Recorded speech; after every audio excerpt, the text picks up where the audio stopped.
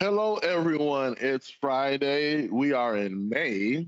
The year is going really quick. It's going so quick. Thank you, ladies and gentlemen, for joining us. We really appreciate you. For those of you that are constantly looking at our show, we really appreciate your feedback. We appreciate you taking time to listen to a lot of the stuff that we have. We hope it's helpful. And for those of you that are new to what we do, welcome, welcome, welcome. Nadeem, it is Friday. It's been Oh, a finally. semi rough week. Yeah, Some, it's been a busy week. man, A lot of things going on my side. Staffing, getting more people, opening up another office, and a lot of things happened this week that kind of culminated. This week. So it was a good week. yeah, Had a few FTAs, which was always good. that's always a So good thing. yeah, Always but a good thing. yeah, it's been a good week. Yeah, Had a lot of conversations with a lot of people out there, a lot of customers. One of the things that I try to do is, every time I meet anybody, I try to give them something that that don't already know. And since I know more about, mostly about IT, so that's usually what ends up happening. So I always try to give people something, a little bit of, what they can do better, or how they can improve things, or maybe things are okay the way they are. Maybe they think they're not, but maybe they are. You know, and yeah, and and a lot of times, these are not our customers. These are just, people we meet, people I talk to, on different calls, or if I meet them.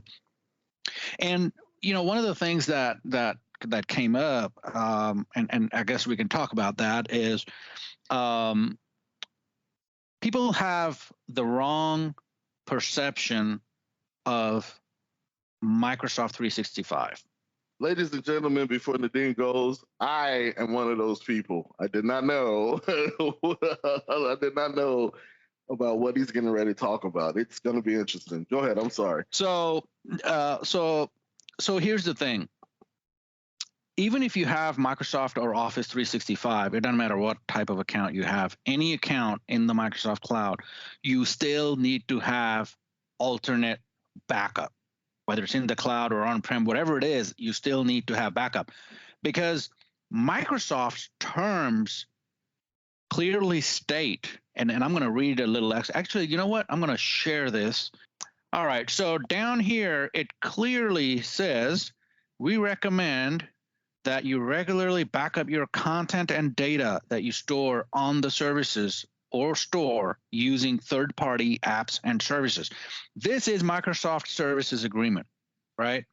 So why is that stated there so clearly like that? Well, Mm, number one, it's amazing that most people don't even read terms and conditions and service agreements. You should, but but the thing is, the reason they have that in there is because they only guarantee data for 15 days. After that, all bets are off. If you can restore it beyond 15 days, great. If not, they're not going to be responsible. That's Microsoft's take. And that's why we recommend that anybody and everybody who has Office 365 or Microsoft 365, that you make sure that you have a third party backup system in place, um, preferably a system that will have information indefinitely. And here's why. Let's say you let go of somebody, and let's say 2 months down the line, something happened and now there's a lawsuit, and now you need to retrieve some of those emails. Microsoft is saying, we don't have them, sorry, and refer back to our service agreement. And now you're up a creek, right? So if you have an alternate system where it is indefinite storage, you're going to keep all your files in there indefinitely, and you can search them, and you can get that information that you need, or you can restore it into somebody else's mailbox. Now, we're not talking about just emails. You might have documents in OneDrive, in SharePoint, in Teams. I mean, all these different properties that Microsoft has. The services agreement applies to all of those. So even if you have versioning and all that other good stuff, you still need to have alternate backup in place. Otherwise, you are putting yourself and your company at risk. Mm. Now, now, how did it come? How did it come top of mind to me? So we engaged with a company, IT company. They make software and stuff. I won't go into more details. And so there are some compliance requirements, and that's one of the things that's missing because the compliance requirements in the industry they're in, they have to have data for, I believe it's like 7 years. And Microsoft services agreements, because they only guarantee it for 15 days, that falls out of compliance. So you have to have a third party to be in that compliance. And now I'm going to give you a little tidbit here as well. So if your industry requires you to have, for example, 7 years of data, you can choose to keep it indefinitely, right? But don't document that. You don't want to document that, because if you document that you keep data indefinitely, then you may be obligated to produce older than 7 year worth of data if the court compels you to do so. So you want to be very careful. Do in your documentation state that we only keep data for 7 years if that's the requirement, even if you're keeping it for more than that. So that way you're not liable to produce data beyond that. And that's what Microsoft's doing. Most of the times we can retrieve data for, older than a year, no problem.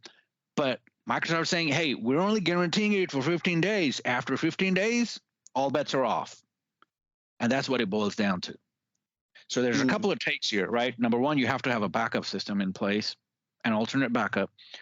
Number two, make sure that the backup has indefinite storage. You don't want to, pay a lot of money just to store stuff that you may not need. And then finally, in your own terms and documentation and policies, state the minimum requirements that you comply with, even if you go beyond that. So that way, if there is an issue down the line, you can only be compelled to get that amount of data back and nothing beyond that. So there's just a few things, these little things kind of make a huge impact when somebody gets stuck in a bad situation. Now I'm reading these. You're probably going to go over it, but those numbers, those are something else. 85% of organizations using Microsoft 365 has suffered an email breach in the last 12 months. 85? Yeah. So here's the thing: 85% of the organizations. Now, the number that's not there is that majority of these, if not all, organizations that got breached, they did not have MFA enabled. It's a free thing. Just doesn't make sense, right? It's because people get pushback from users, and then they roll back and say, okay, we're not going to do this because it takes my user 3 extra seconds to put a PIN code in when they configure a new device. And then they end up with a breach, and then they can't figure out how they were targeted. So 85% of organizations have had an email breach. Almost all of them were without MFA, and Microsoft is offering MFA for free. Now, part of the thing is, this is more important, especially MFA. If your users are not coming into the office, if they're not within the office firewall, it's even more important to protect them, because a lot of times, and I see this all the time, people outside of the office, they use their own routers, they use their own laptops or machines, and corporate has no oversight into that. There's no firewall a lot of times. They're relying on their ISP's modem to do what they think is supposed to do, and And it's even more important to have MFA in that kind of situation. Uh, the best option is to not have data sit on user machines when they're not corporate owned machines. And you can do that very easily by having a server in the cloud where people log into the server to do all their work, so data never leaves that server. But if you need to have email on users' machines, at least protect them with MFA. And Hmm. you know, so that's just one thing. The 15-day thing also comes into play. The third point here is 26% of IT people have reported experiencing severe data loss, which was accidental, right? So an employee accidentally deleted data or shared data or did something, and there was loss. So that's why you need to have a third party backup as well. So it's a separate system. So even if somebody intentionally deletes, purges, whatever, whether it's intentional or accidental, whatever it is, you can still go to this alternate system and restore things as needed. And that's very powerful, especially if you've been through some data loss. That's a painful experience. So um, you want to make sure that you have protection there. So always have a backup. Make sure what you state in your policy is what your compliance requirements are. Don't state it above and beyond that, even if you are going above and beyond that. And then finally, if you have any kind of Google or Microsoft system out there, use MFA. It's free. Just configure it. It only makes sense. We're going to see deeper attacks, more complex attacks. Um, so Hmm. it's right now, like last month or so, it's been relatively quiet, but don't get complacent about this. It's this is just like the calm before the storm. So Right. right Right. now is the time to build up your fortress, and so when the storm hits, you'll be protected, you'll be safe. But yeah, I mean, I run into this all the time. A lot of times, companies moving between systems and or even trying to compare two systems together, they forget to think about the backup, and they're like, this other system is this much cheaper, but then it doesn't come with backup. By the time you add backup, it costs more than what they already had. So things Yeah. like that kind of you want to kind of pay close attention to. So um, so that's what I wanted to talk about today. Is just because I'm having these conversations and it comes up over and over. I have my data in the cloud, so why do I need backup? It's like it's similar to, like, I have my server in the cloud, so why do I need somebody to maintain it? Right? It's like That's it's still kind a of what I server. was thinking. It's Right. still a server. It still needs patching. Somebody's Yeah. not going to do it for you for free. Right. So if something happens, somebody still needs to monitor alerts. So yeah, I think there's just when somebody says the cloud, people automatically think of it like you don't have to do anything. They think maybe you just put stuff in there and forget about it, but it's not as simple as that. You still have to have That's backups, true. you still have to have monitoring, you still have to have security checks on it, and assessments and analysis and all that. So yeah, there's a lot of work that happens. I had a conversation earlier today with somebody, and he made a good point. He was like, um, I don't know if my IT provider is good or bad because I don't talk to them that often. And I told him that's good. It's like your doctor. You don't want to talk to them because if your doctor's talking to you, something's already wrong, right? I mean, why would you want to talk to a doctor, right? Unless something is wrong.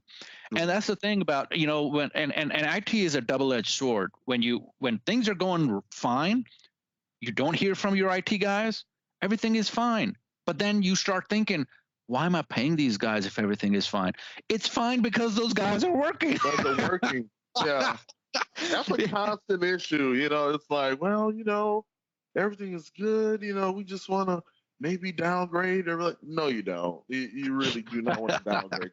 Yeah, it's like I tell people this all the time. Like when they sign up with our program, and I tell them it's going to take about 3 months before things stabilize, and then once things stabilize, we're going to have another conversation where you're going to ask me, hey, now that things are good, we don't have that many tickets, why don't we dial down this program and maybe we can save some money? And I'm going to tell you that as soon as we do that, things are going to start breaking again. You're going to get Yeah, back to the same place. It's yeah, almost like for years and years, you've done things a certain way and you've never had the right results. And then somebody comes in and says, hey, you got to do it this way. It's going to cost you this much, but these are the results that you're going to have. yeah, Right. And you're going to have those good results because of that process. It's not magic. So it's a little, there's a lot of moving parts in IT, and yeah, that's the thing. It's a continuous, constant process. Um, but anyway, I just wanted to share that if you have any kind of cloud system, you still need to make sure you have some sort of backup. You don't want to try to go look for that backup when it's not there. So, folks, set it up before you need it. yeah. There it is. All right. So, Mac, what do you got planned for this weekend? I'm sleeping. It has been. I am You sleeping. look tired. Yeah, I'm sleeping, and that is all I plan on doing this weekend. I mean, I need some rest, so I'm gonna be sleeping. Yeah, we've got a few projects going on. A few teams are working, but yeah, I think I'm going to sleep in a little bit. And the thing is, I love doing this stuff, right? So for me, it's not really work. It's like I enjoy doing it. It's also my Absolutely. hobby. So it's really not work. It's never work when you enjoy. I love it. I love technology, but my body's craving. So I don't know. Just it's haven't been really getting some good sleep. So this weekend is going to be. I'm watching Star Wars. I'm watching all the Star Wars again, and I'm going to sleep. There you go. Well, Mac, you have a good time watching Star Wars, and Absolutely. we'll see you next week. We'll see you guys. Thank you. Have a good one. Bye bye.